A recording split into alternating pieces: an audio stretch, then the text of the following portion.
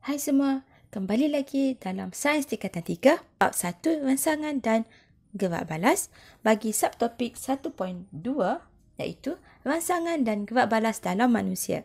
Okey, kita lihat pula apakah organ dervia seterusnya yang kita nak bincangkan. Di sini terdapat 5 organ dervia yang penting: mata, telinga, kulit, lidah dan hidung. Tetapi untuk episod kali ini, kita akan fokus kepada hidung. Yang mana hidung ini adalah dervia bau. Okey, jom kita lihat sama-sama.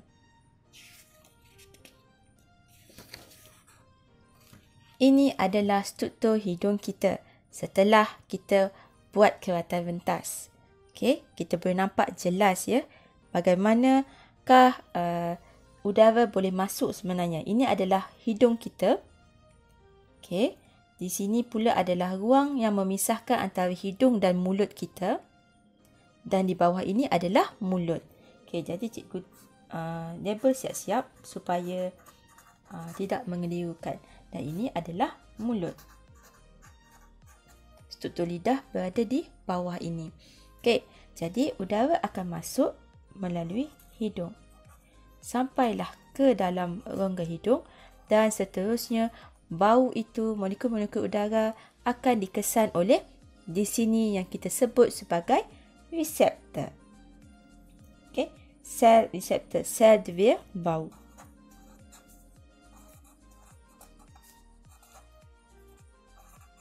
Sel dervia bau. Kemudian akan ditafsirkan oleh reseptor yang mana kemudiannya akan menghasilkan saraf dan dihantar terus ke otak. Okey. Jadi di sini kita dapat lihatlah saraf-saraf ini akan dikumpulkan dan dihantar ke otak. Okey, di kawasan ini yang di hujung-hujung sel ini terdapat satu lapisan yang kita kenali sebagai lapisan mucus. Iaitu yang menyeliputi bahan kimia yang akan melarut di dalam larutan mucus ini nanti. Okey, dan ini adalah rongga hidung di mana molekul-molekul udara akan masuk ke dalam ini.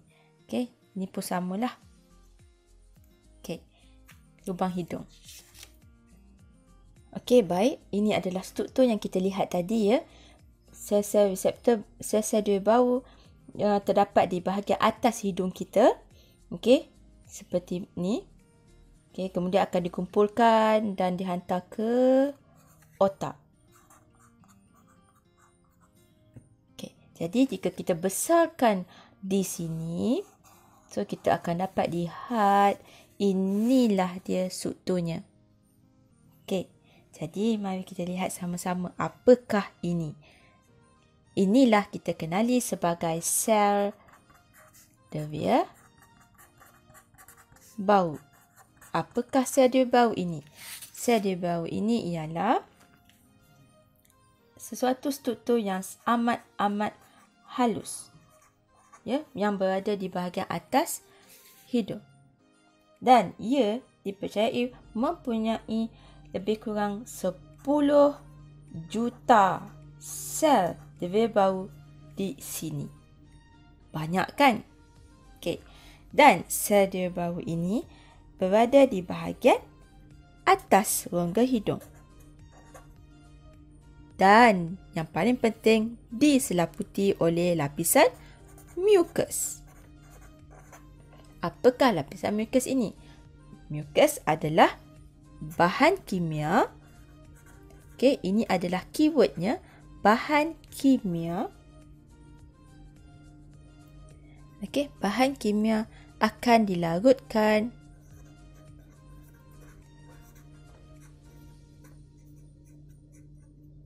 oleh mucus. Inilah fungsi mucus. Okey, di manakah lapisan mucus ini? Lapisan mucus akan berada di kawasan di hujung-hujung ini. Okey, dan ini adalah lapisan mucus. Ada banyak mucus. Okey, dan ini pula adalah sel devia bau. Okey, jadi bau molekul-molekul udara tadi, okey, di sini inhales air, maksudnya udara sedutan, okey, yang mempunyai bau iaitu bau adalah bahan kimia yang ada dekat dalam udara yang mungkin terhasil daripada minyak wangi ataupun bahan bau oleh tumbuhan ataupun haiwan ataupun habuk atau debu, asap, okey, kemudian akan dilarutkan di dalam lapisan mukus ini, okey, dan seterusnya merangsang sel devia bau ini untuk menghasilkan impuls. Jadi sel devia bau ini akan hasilkan impuls. Kemudian impuls yang terhasil ini akan dibawa oleh saraf ke otak untuk ditafsirkan. Okey, contohnya anda tiba-tiba saja tercium bau yang sangat wangi apabila cikgu anda lalu. Jadi bau daripada perfum tersebut akan dilarutkan dengan lapisan dengan mukus tadi ya. Kemudian akan dikesan ataupun akan merangsang sel devia bau untuk menukarkan bau itu kepada impuls. Ini adalah fungsi sel devia bau. Okey, kemudian impuls yang dah terhasil tadi, anak panah ni tadi, akan dihantar oleh saraf neuron yang banyak untuk dihantar ke otak untuk ditafsirkan. Itu adalah fungsi otak. Jadi kita akan tafsir. Ini adalah bau perfum. Wanginya bau perfum cikgu. Itu adalah tafsiran otak kita. Okey, dan ini pula adalah ciri-ciri sel devia bau. Amat halus, mempunyai 10 juta, lebih kurang 10 juta bahagian atas rongga hidung dan diseliputi oleh lapisan mukus. Jadi ini adalah ringkasan bagi perjalanan bau untuk dikesan oleh sel devia bau, untuk ditafsirkan oleh sebagai impuls oleh otak. Okey, mari kita buat ulang kaji. Bagaimanakah anda akan menjawab soalan jika ditanya tentang mekanisme bau? Okey, kita bermula dengan bunga ros ini. Bunga ros menghasilkan bau yang wangi. Jadi, molekul-molekul bau di dalam udara itu akan disedut oleh udara sedutan, masuk ke dalam hidung kita, ke rongga hidung, kemudian akan melarut dengan lapisan mukus. Okey, ini adalah yang pertama. Keywordnya bau dan larut lapisan mukus. Yang kedua seterusnya akan di sini ya akan dirangsang ataupun dikenal pasti merangsang sel devia bau untuk hasilkan impuls.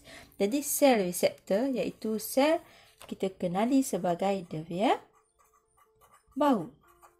Okey, reseptor bagi hidung ya menukar kepada impuls. Inilah yang paling penting untuk poin yang kedua. Dia akan menukarkan bau itu kepada impuls. Kemudian yang ketiga, anak panah ini adalah impuls akan mula dihantar melalui saraf. Okey, ini adalah yang ketiga. Okey, kemudian saraf-saraf ini adalah saraf ya. Ini yang ketiga. Kemudian saraf ini yang keempat, impuls dihantar oleh saraf sampai ke otak. Jadi, sampai ke otak. Dan otak pula akan mentafsir impuls. Okey, walaupun anda sedang memejam mata anda, tetapi otak ini akan dapat mentafsir impuls. Ini seperti bau bunga ros. Jadi, walaupun kita tidak dapat melihat bunga ros, tapi kita dapat mengesan bahawa bau itu adalah bau bunga ros. kerana otak kita mentafsirkan impas tersebut. Okey, soalan. Mengapakah seseorang yang menghidap selsema lazimnya tidak dapat mengesan bau? Ini kerana apabila kita selsema, lapisan mukus akan mengeluarkan lebih banyak cecair mukus di dalam hidung yang mana kita kenali sebagai hingus. Jadi, ini menyebabkan sel diri bau anda kurang peka. Jadi, disebabkan kurang peka, maka kita kurang dapat mengesan bau dalam keadaan kita selsema. Okey, jadi inilah kaedahnya untuk kita mengesan bau sup, bau bunga, bau bahan kimia yang berbahaya. Contohnya anda berada di makmal ya, tiba-tiba anda mencium bau bahan kimia ataupun bau gas bocor. Jadi otak kita dapat mentafsir data supaya kita dapat mengenal pasti bahawa tempat itu adalah tidak selamat, bahaya.